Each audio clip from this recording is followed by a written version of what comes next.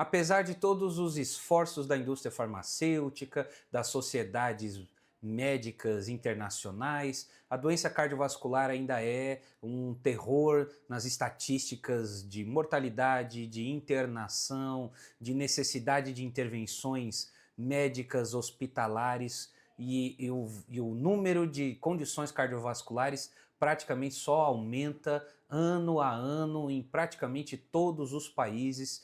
E hoje eu trago aqui uma revisão sistemática de literatura para esmiuçar um pouco mais este assunto que eu considero dos mais importantes. Por quê?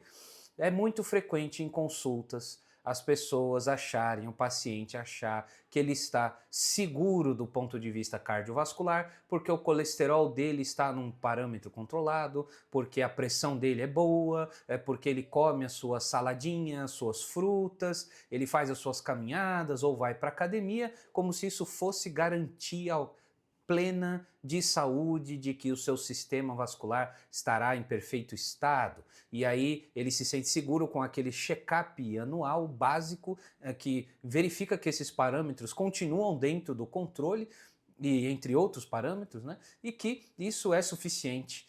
E aí eu apresento novas modalidades, novas possibilidades de vulnerabilidades que eventualmente o paciente não está levando em consideração e que aquelas vulnerabilidades elas têm um impacto grande, às vezes até maior, às vezes um pouco menor do que os fatores de risco mais clássicos, né? Entenda por fator de risco algo que pode gerar de forma independente o aumento do risco de desenvolver determinada doença, como por exemplo um infarto agudo do miocárdio, como por exemplo uma angina pectoris, como por exemplo um AVC isquêmico, e ao longo do vídeo aqui você vai entender um pouco melhor. Então hoje o tema é um tema que eu gosto de estudar, é um tema muito interessante que é a doença cardiovascular. Apresento para vocês aqui um novo formato. Se você gostar do formato, eu peço por favor que deixe um comentário e a minha ideia é fazer vídeos um pouco mais longos, um pouco mais aprofundados. Faz tempo que vocês estão me pedindo para gravar vídeos novamente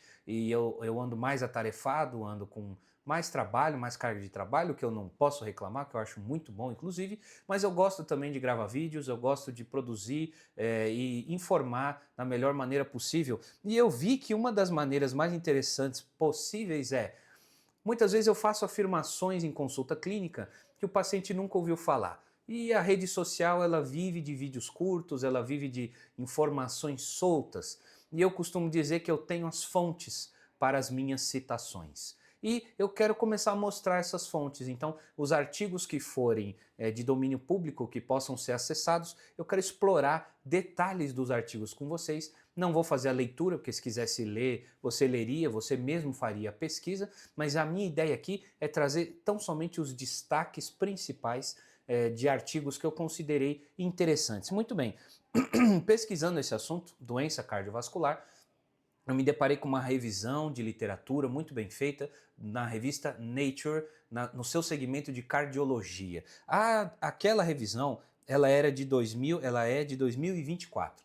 Essa não está de domínio aberto. Mas lendo a revisão de 2024, entre outros artigos, eu vi que muitos faziam referência, na verdade, a esta revisão que está aparecendo aí na tela para você, que é uma revisão de 2017. E essa tem autorização, então, para ser demonstrada com mais detalhamentos. Então, a minha ideia aqui é fazer um passeio pela revisão, destacando os principais pontos e aprofundando um pouco mais o conteúdo da maneira mais fluida que eu puder fazer, sem muitos cortes. Eu espero que eu consiga gravar, inclusive, sem corte, para que seja mais fluido, como uma explicação mais contínua, tá?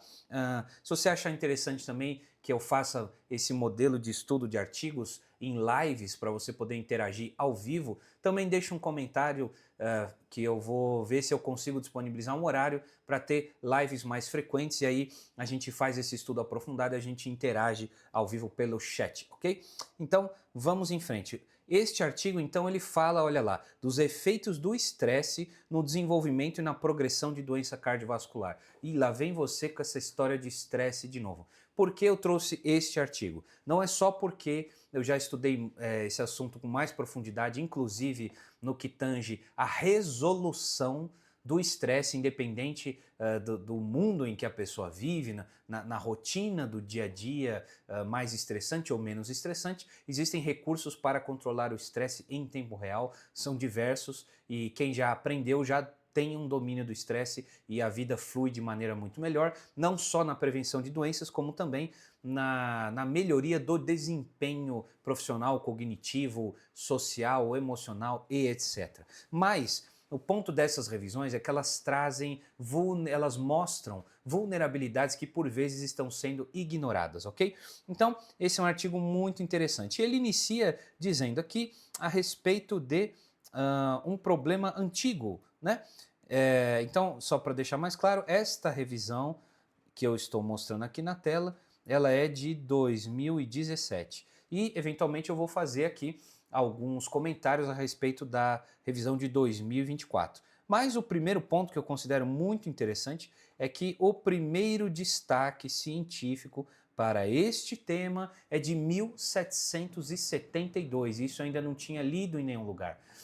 Foi publicado o primeiro artigo mostrando claramente que uh, as doenças mentais ou os distúrbios mentais, eles já eram um fator de contribuição muito potente para as doenças cardíacas, isso de modo geral. E então veja bem, as publicações elas não são recentes. Isso aqui é apenas um compilado de muitas e muitas. E eu gosto muito desses compilados porque eles trazem um poder quase como um capítulo de livro novinho.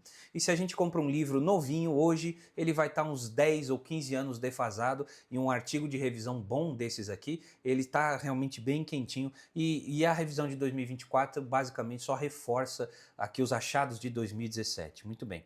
Então, esse é um assunto que iniciou nas publicações científicas desde lá de 1772. E, considerando aqui o momento atual deste artigo de 2017, houve um aumento, se a gente olha essa parte aqui que eu destaquei, houve um aumento de 2006 para 2016, um aumento de aproximadamente 15% de doença cardiovascular. Ou seja, mesmo num mundo cheio de novos remédios, de novos suplementos, de uma galera cada vez mais fitness, você pode até considerar que o mundo ocidental ainda come muito industrializado, etc. Mas na realidade existe um mix aí na população e a realidade mesmo é que isso só aumenta. Existem projeções, as projeções muitas vezes elas erram, mas de que até 2050 a gente vai ter um aumento de aproximadamente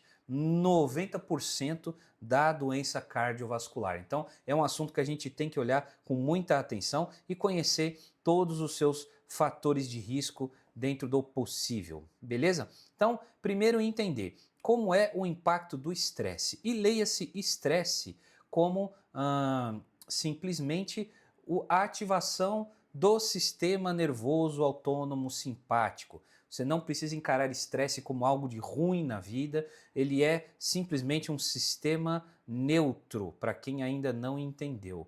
Nós não estamos falando pura e simplesmente de algo ruim, das coisas ruins. Nós estamos falando do excesso de ativação do sistema nervoso autônomo simpático. E o tônus constantemente ativado deste sistema é o que a gente chama então de estresse crônico. Mas as maneiras de se medir isso não são muito precisas, existem algumas, e é isso que o artigo explora aqui neste pequeno quadrinho que eu quero destacar. Então, deixa eu primeiro reduzir um pouquinho para caber aqui, beleza?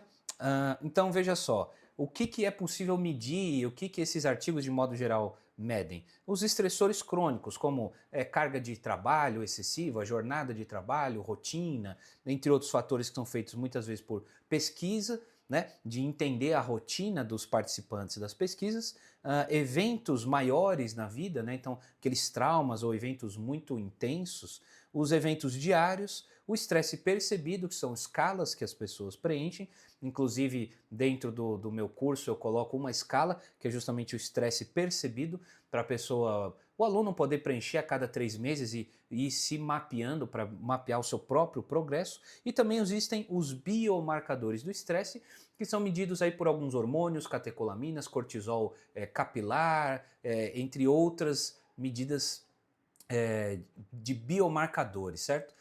Noradrenalina e etc, tá? Não vou entrar aqui nos detalhamentos técnicos de medição, mesmo porque isso é papel do seu médico ver com você qual biomarcador ele vai querer pedir para poder fazer uma mensuração, beleza?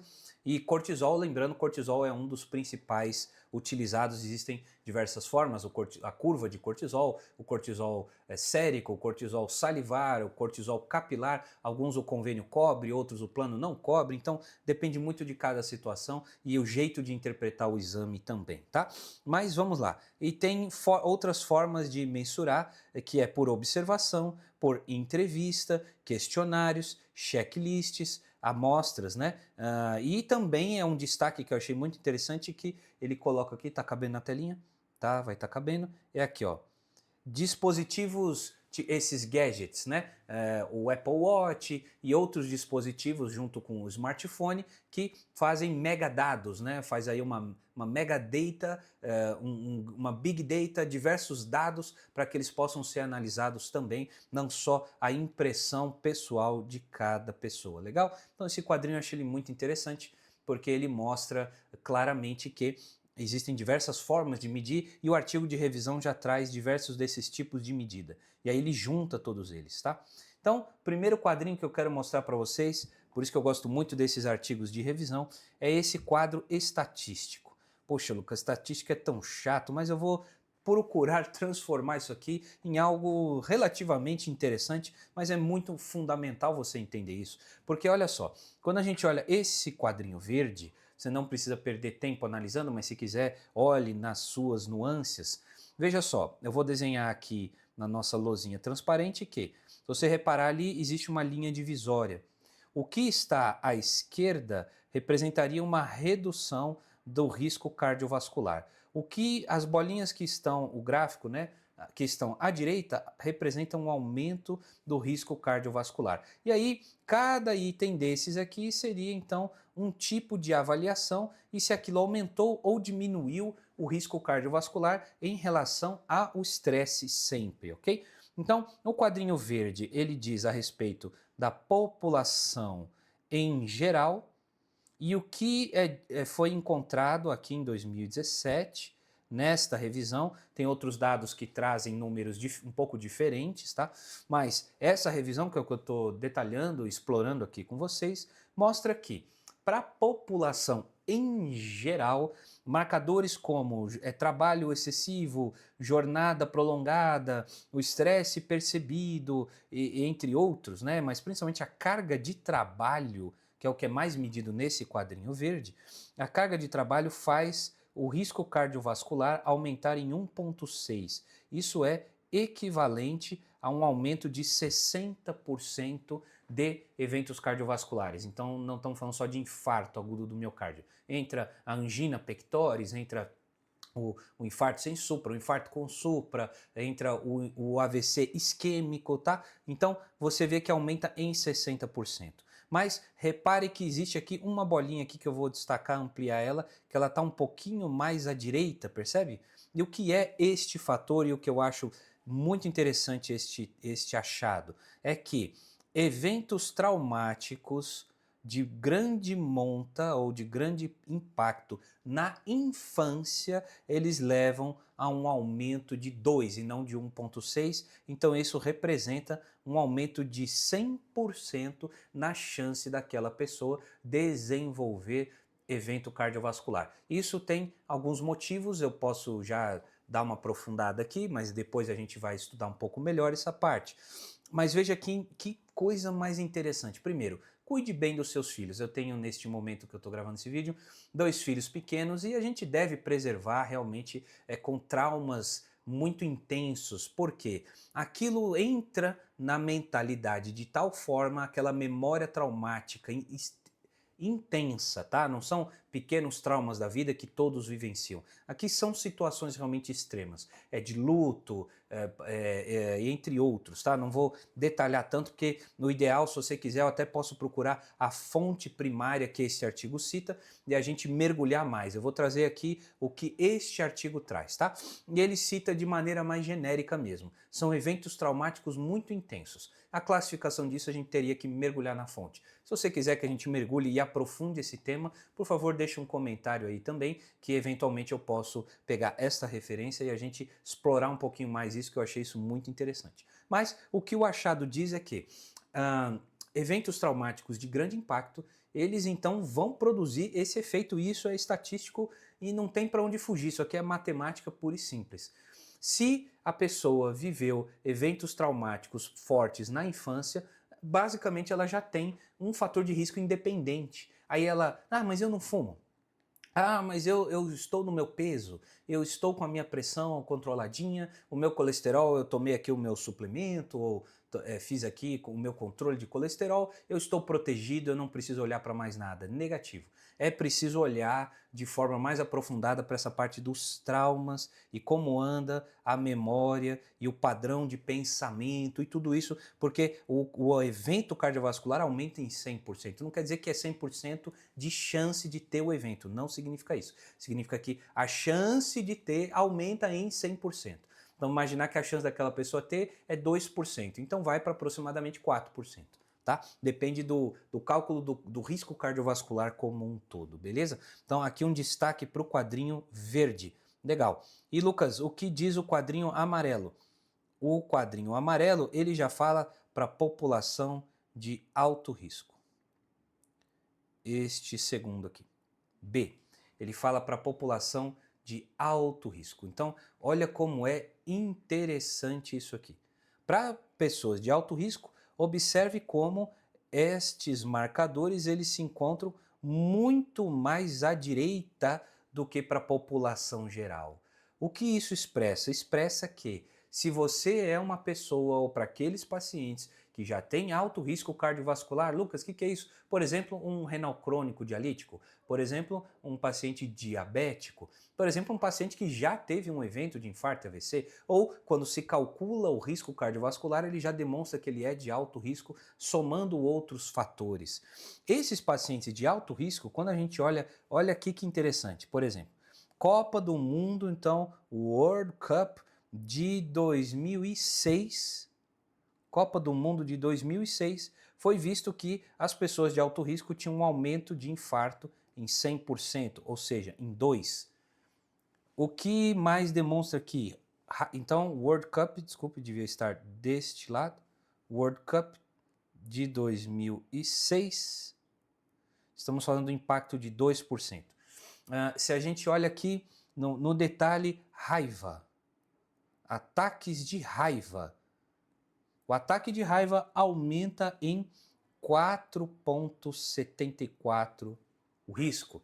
Isso representa, então, um aumento de 374% do risco de desenvolver evento cardiovascular.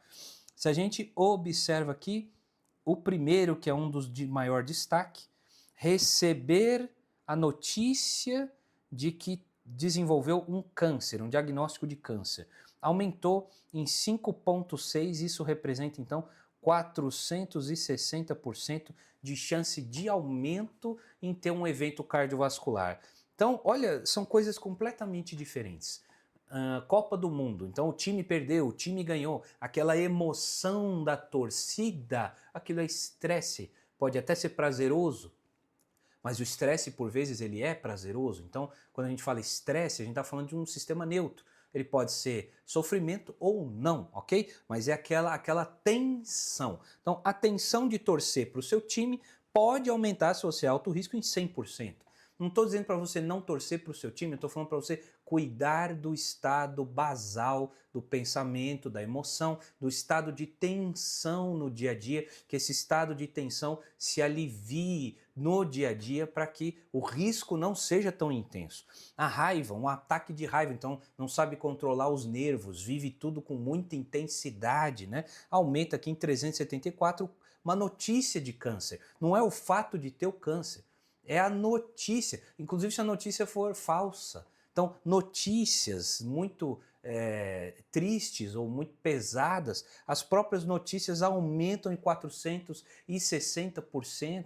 Então, veja o estado da mente, como que o pensamento é um fator forte. O que isso representa, então, de modo muito representativo? Que não saber controlar o estado neuronal é, para as pessoas de alto risco, um forte gatilho. Quer dizer, ele já é alto risco porque ele já tem.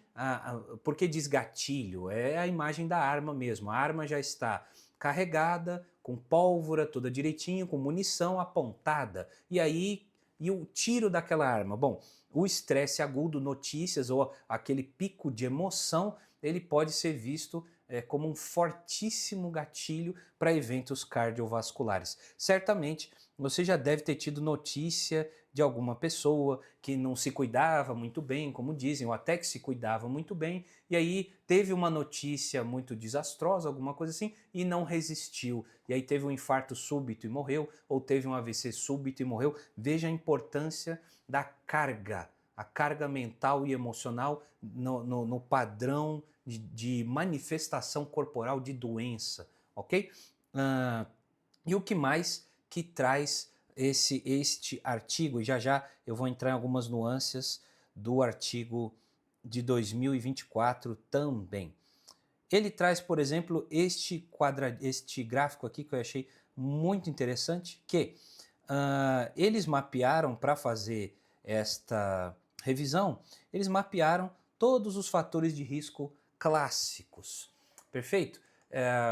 E eles viram que se houvesse um fator de confusão, porque isso é uma coisa que batem muito, né?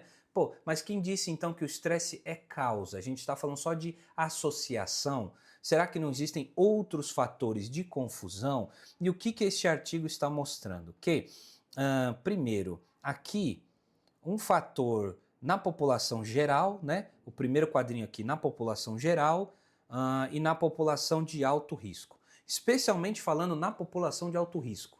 Fala, pô, Lucas, mas não foi um outro fator de confusão? Não foi um outro gatilho? Será que não foi um outro medicamento que a pessoa usou? Será que não foi um cigarrinho que ela fumou? Será que não foi não sei o que lá? Outro fator que a pessoa possa estar imaginando? Ah, foi uma noite de sono mal dormida, por exemplo? Como é que se limpa um pouco esses dados, né? Então, pensando aqui na população de high risk, né? De alto risco, este outro fator, se ele existisse, se for um outro fator de confusão, ele sozinho ele teria que aumentar em 9,0, ou seja, ele teria que sozinho ser responsável por 800% de aumento. Então não conhecemos, não se conhece um fator que seja capaz de aumentar em 800% sozinho.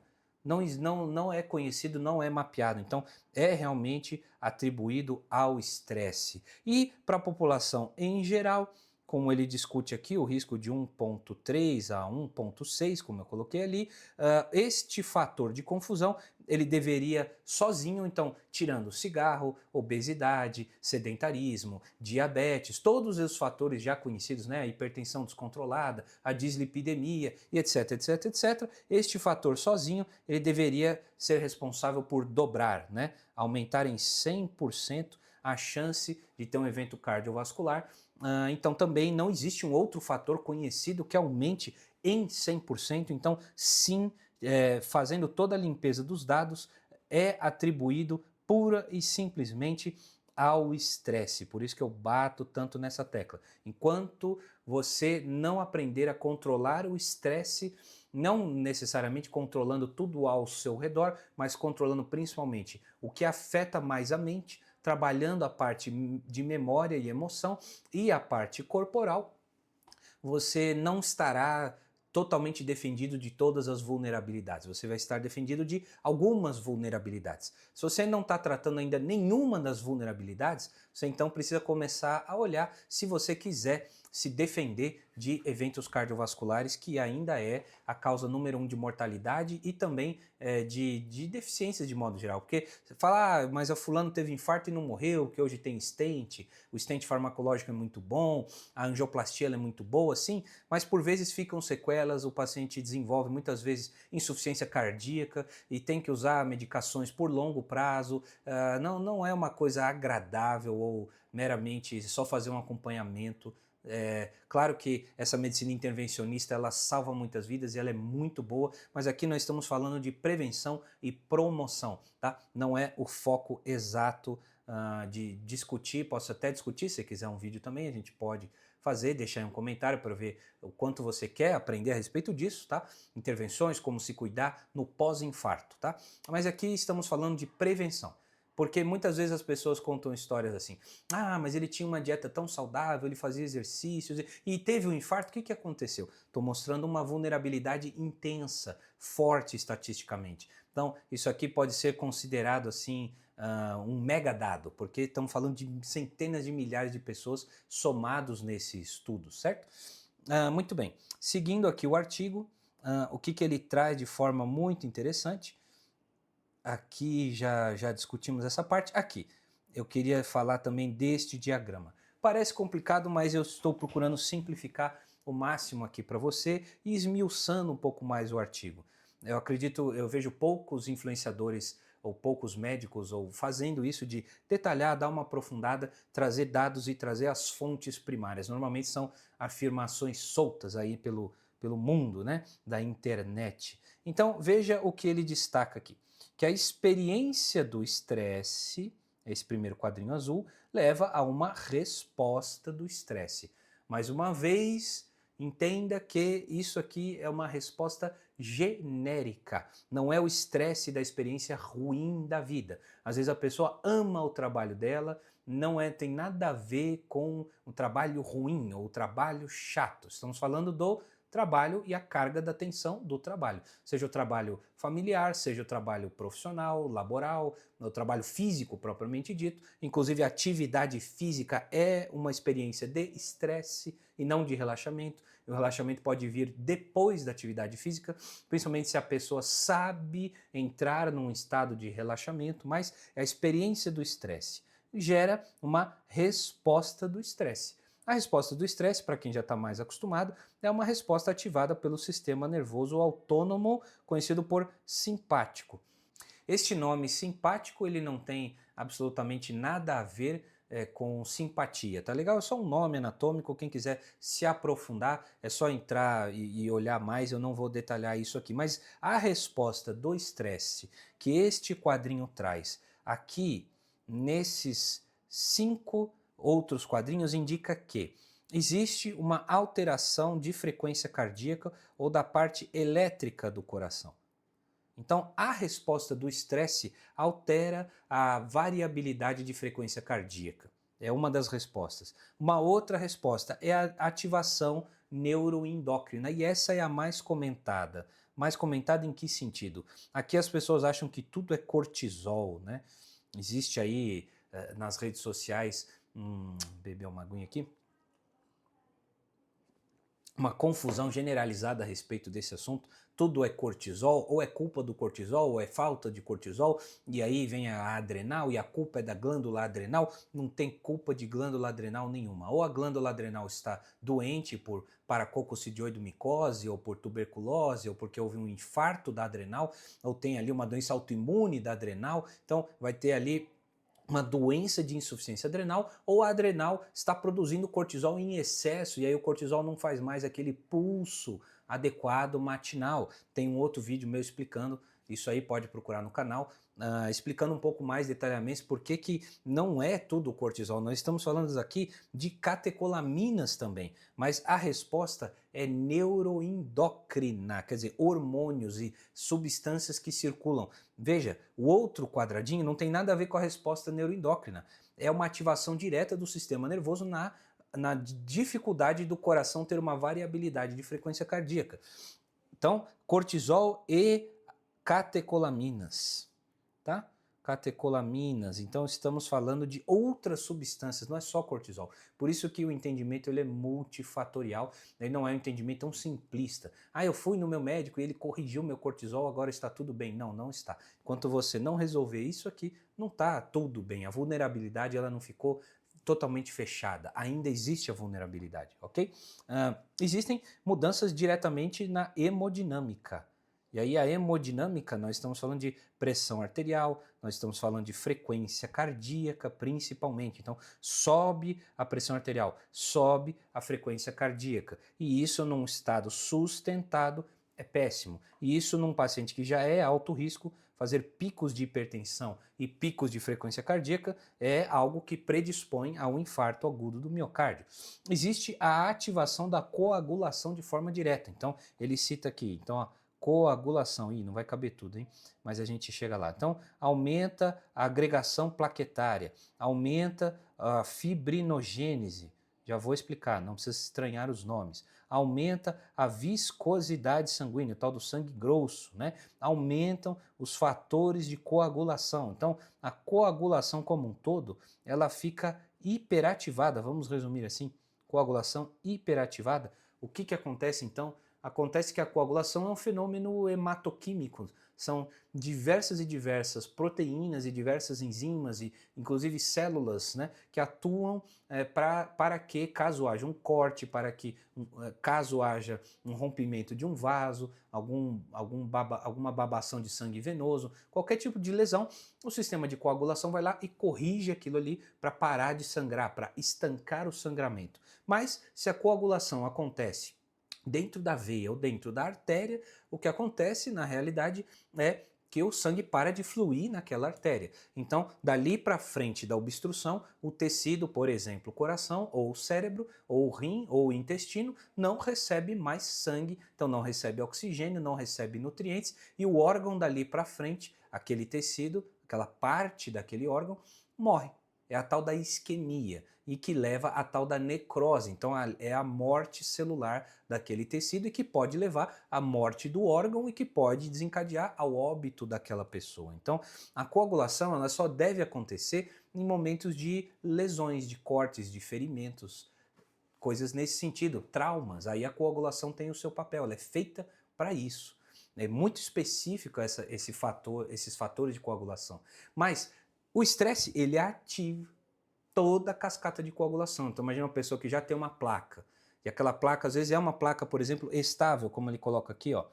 Por exemplo, aqui, ó, a formação de um trombo numa placa estável, ou a quebra de uma placa que vai abrir, caso seja uma placa instável, o evento agudo do estresse desencadeia isso por si só. Além disso, tem a ativação imunológica. Então, aumentam-se as citoquinas. Citoquinas são basicamente substâncias químicas que as células brancas de defesa produzem e que aumentam a inflamação. Então, o estresse crônico e agudo é um fator inflamatório muito poderoso. A pessoa às vezes acha que, eu cortei o glúten, cortei o leite, isso até tem muita discussão e briga na internet, e a briga fica sempre, é a dieta saturada versus o não sei o que lá, o óleo vegetal, e fica nessa briga boba, e às vezes tem fatores muito mais fundamentais do que a gente entrar em discussão de um item ou outro item versus o outro numa dieta, por exemplo. Então, existe uma ativação direta da inflamação. Por vezes eu vejo muitos pacientes que têm uma dieta exemplar, de dieta natural, muito bem feita, com bons suplementos, com bons níveis nutricionais e inflamação. E por que tem a origem dessa inflamação? Tudo é no intestino. A dieta da pessoa é boa. O que está causando aquela inflamação? É só o intestino? O estresse causa inflamação direta. E aí, o que isso gera? O quadrinho continua aqui nos eventos cardiovasculares. E eles não são tão somente eventos do coração, são eventos cardiovasculares, por isso que usa essa palavra. Então, por exemplo, taquicardia ventricular, que é um tipo de arritmia, e a fibrilação ventricular. São tipos de arritmias que, se elas forem sustentadas, o resultado disso é óbito. tá? Não tem um coração que resista a um ataque cardíaco ventricular sustentado por muito tempo ou uma fibrilação ventricular sustentada por muito tempo. Se o paciente entra nesse estado de arritmia, ele precisa daquele choque, precisa ir para a emergência fazer o tão conhecido choque. Não vou entrar em termos técnicos aqui, tá? Mas ele precisa ser desfibrilado, tá? Ok. Existe a fibrilação atrial, que é um outro tipo de arritmia muito comum. Então, o estresse crônico, ele ativa a fibrilação atrial. Então, existem muitos pacientes que têm a tal da fibrilação atrial paroxística. O paroxística, pô, Lucas, hoje você está com termos difíceis, né? Mas a minha ideia aqui é aprofundar. Se você não quer aprofundar, se você está afim de diquinhas de um cara que fala gingando no meio de uma praça e cita alguma coisinha, não, a minha ideia aqui é trazer um conteúdo realmente de valor e relevante. Pode ser relevante para um parente seu, às vezes não para você. Então eu estou abrindo o leque aqui e trazendo um artigo de revisão com o mais detalhamento possível. Paroxística significa que vai e vem. Então, a pessoa passa um período num ritmo normal, né? Então tudo lá compassado, coração batendo direitinho, e aí entra um evento de taquicardia. E aí, compassado de novo, aquilo passa, e aí tem um evento de taquicardia. Aí tem um coração compassado, certinho, marca-passo, e aí tem um evento de taquicardia. Então, paroxística. Fica aqui a pergunta. Este artigo está indicando que leva à fibrilação atrial. Será que parte desse paroxismo não é desencadeado pelos eventos de estresse mal manejados por este paciente? É bem possível que seja. É bem possível que seja. Então, arritmias não tem diretamente a ver com o controle do diabetes. Ah, meu açúcar está controlado, mas e a arritmia? A arritmia não tem que fazer, tem que tomar antiarrítmico. Será que você está olhando para isso aqui no detalhe? Então, vamos ver. Então, o infarto agudo do miocárdio, que é o que a gente está falando aqui, eu estou dizendo desde o início, ou síndrome coronariana aguda, são nomes semelhantes para entupimento das artérias, tá? E além disso, o AVC, principalmente o AVC isquêmico. Não foi visto correlação direta com o AVC hemorrágico, tá legal? Esse artigo ele trata tão somente do AVC isquêmico, joia? Então é isso que esse quadrinho, que eu considero muito interessante, ele mostra de forma resumida, e é por isso que eu gosto desses artigos de revisão dessas revistas de maior impacto, porque eles capricham mesmo nos diagramas, né? E fica fácil o entendimento. Muito bem. O que mais nós encontramos aqui? Nós encontramos um efeito de cascata, ou aí um duplo fator. Isso eu também considerei muito interessante.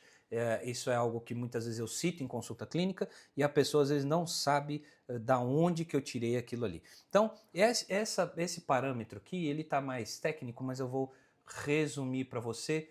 E deixa eu abaixar um pouquinho aqui. Percebi aqui agora, desculpe aí quem vai ver no Instagram, eu vou abaixar um pouquinho, mas eu imagino que você está acompanhando direitinho pela fala, apesar da escrita estava sobrepondo ali o quadrinho, tá?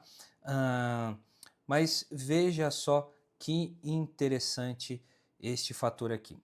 Esses dados mostram o efeito cascata, ou efeito, por exemplo, duplo fator. E aqui tem diversos fatores de risco, eu destaquei alguns como hipertensão, destaquei a obesidade, destaquei o diabetes, destaquei aqui o sedentarismo. O que acontece? Foi visto estatisticamente, é uma estatística forte, que o estresse crônico, diga-se, não é aquele estresse agudo, não é, por exemplo, fiz uma natação, fiz uma corrida, fiz um tiro de 100 metros, aquilo foi um estresse agudo, depois daquilo eu relaxei. Isso foi um evento de estresse agudo, muito bom por sinal, muito benéfico por sinal.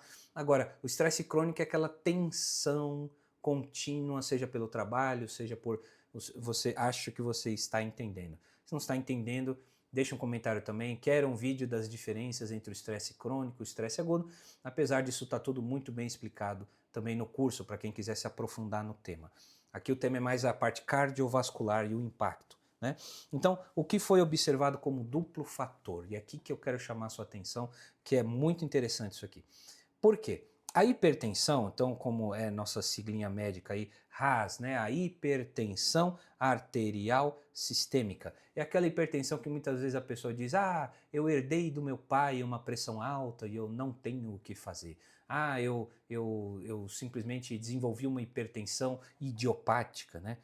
Idiopática quer dizer, não tem outra causa, a causa não é uma obstrução renal, a causa não é isso, não é aquilo. Essas causas, de modo geral, boa parte delas, elas podem ser consideradas neurogênicas. O que significa isso? Elas têm origem no sistema nervoso. E recentemente, nessa mesma pesquisa, eu encontrei um outro artigo que mostra mais nesse detalhe a estatística da hipertensão e as origens da hipertensão idiopática, e boa parte delas, próximo de 70% delas, é de origem neurogênica. Então, essa história de que é tudo genético, 70% não é genético, 70% tem a ver com isso, a tensão e o estresse crônico, tá? Mas o que esse artigo mostrou? Que há um aumento de 1,24 quando a gente fala de pressão arterial. Deixa eu melhorar um pouquinho aqui para ficar mais bonitinho, caso você esteja anotando ou queira pausar depois. Então, para a hipertensão arterial, o aumento deste artigo estatístico é de 1,24, ou seja, o estresse crônico vai aumentar em quase 25% a chance de desenvolver hipertensão arterial, obesidade. Aí, relembrando, por que isso aqui é fundamental? Porque a hipertensão é um fator de risco que praticamente aumenta em 100% o risco de infarto e AVC. Então, ele é um fator que é aumentado pelo estresse. Então, só o estresse aumenta em 60%. Mas ele também aumenta a chance de desenvolver hipertensão. Então, ganhou mais aí 24% de chance de aumentar em 100%. Tá entendendo como a coisa não é tão simples assim quando a gente fala de estatística, né? Mas é interessante observar que ele pode ser duplo fator ou triplo fator. Para desenvolvimento de obesidade, aumenta em 1,34%, porque é sabido que o estresse crônico faz a pessoa ter más escolhas alimentares, né? Uma má escolha alimentar. É muito mais difícil seguir uma dietinha certinha sob um estresse crônico descompensado. É a brincadeira lá da estresselança, a comilança induzida por estresse. É claro e cristalino que o aumento de consumo de gorduras, de açúcares, ele aumenta significativamente com o estresse crônico. Então, a obesidade em si foi visto nessa estatística um aumento de 1,4, ou seja, 34% de chance de aumento de obesidade. Ele também identificou aqui diabetes, que é um dos fatores de risco mais poderosos para desenvolvimento de doença arteriovascular, né? 1,29. Então aumenta em 29% a chance de desenvolver diabetes mellitus, tá? Por fatores hormonais, por fatores de alimentação, por diversos outros fatores, como a gente está vendo aqui, as coisas se entrelaçam. É o tal do multifatorial. E aí quando vem o multifatorial, a pessoa pensa que precisa ir no médico para isso, no médico para isso, no médico para isso, no médico para isso, no médico para isso, ou você pode procurar um médico que estuda o multifatorial e olhar de forma mais panorâmica, mais detalhada. Não quer dizer que a gente precisa olhar de forma superficial. A gente precisa saber priorizar as necessidades a depender do momento de vida e vir construindo um plano terapêutico no qual a pessoa vai fechando e se defendendo das vulnerabilidades num passo a passo. Esta é a metodologia que eu procuro aplicar com os meus pacientes, tendo excelentes resultados, tá? Então, diabetes aumenta em 29%. O outro que eu destaquei aqui é sedentarismo. O sedentarismo, então, ele é aumentado em 1,26 em média. Então estamos falando de um aumento de 26%. Então vai vendo. Se você, por algum motivo, está somando todos esses fatores, às vezes até juntos, será que não está faltando olhar também para o impacto do estresse? Possivelmente você não está olhando com a devida atenção ainda. E aqui o meu objetivo é detalhar que diversos autores, diversas revistas de respeito estão publicando dados e estão considerando, é uma das considerações da conclusão desses autores, que o estresse ele ainda é muito visto como um fator puramente individual, né? E uma das conclusões, individual. Como assim individual? Problema seu, você que se vire com as situações da sua vida e pronto, certo? Mas o que é interessante olhar é o olhar coletivo. Olhar coletivo. Para onde estamos caminhando enquanto sociedade? Viciada em fofoca de rede social, viciada em correr atrás de metas, porque eventualmente viu numa rede social também pessoas atingindo altos níveis financeiros, é sempre dinheiro por mais dinheiro, é sempre mais performance. Existe hoje uma cultura de querer ter performance, né, excessiva, é tudo alta performance a troco de quê? Muitas vezes em troca de saúde. E às vezes isso é inclusive letrinha de médico, hein? Até que acredito que esteja legível, né? Mas quanto mais você aumenta a performance de forma assim inescrupulosa, você está pagando com o quê? Com saúde. E boa parte dessa saúde é cardiovascular. Sem falar em doenças autoimunes, sem falar nos cânceres. E eu posso trazer alguns artigos interessantes que eu ando lendo também, por exemplo, de oncogênesis, né? A origem do câncer, o que tem de atualização com relação a isso, e cada vez mais se mostra também o impacto do estresse na origem dos cânceres. Então, fundamental a gente olhar para tudo isso, ok? Mas o ponto principal aqui de chamar a atenção é que talvez seja o momento da gente olhar para isso também como saúde pública. Não só a questão da ansiedade generalizada, porque a ansiedade generalizada, o famoso TAG, né, transtorno de ansiedade generalizada, ele é um dos fatores mentais para o estresse. Mas não é só, estamos falando de diversos outros fatores. O estresse é tão somente o sistema biológico no qual os fatores mentais, emocionais e físicos somam e confluem no sistema do estresse. Então, estou falando do sistema biológico. Transtorno de ansiedade generalizado já é considerado um problema de saúde pública há tempos. Até o doutor Augusto Cury considera aí o mal do século, né? O mal do século, a síndrome do pensamento acelerado e o transtorno de ansiedade generalizado já é, mas a gente precisa olhar para outros fatores, como por exemplo o excesso de desempenho físico, o excesso da carga de trabalho, o excesso da busca por metas e mais metas e mais metas. E existe uma outra vertente que acha que tudo será resolvido com estoicismo, tudo será resolvido com minimalismo, como se olhando para a situação de forma muito simplista e também de forma muito individual. Mas, por enquanto não são feitas atitudes mais coletivas, de uma forma geral, pelo que eu tenho visto, a sociedade caminha para mais e mais ansiedade, mais e mais síndrome de pensamento acelerado.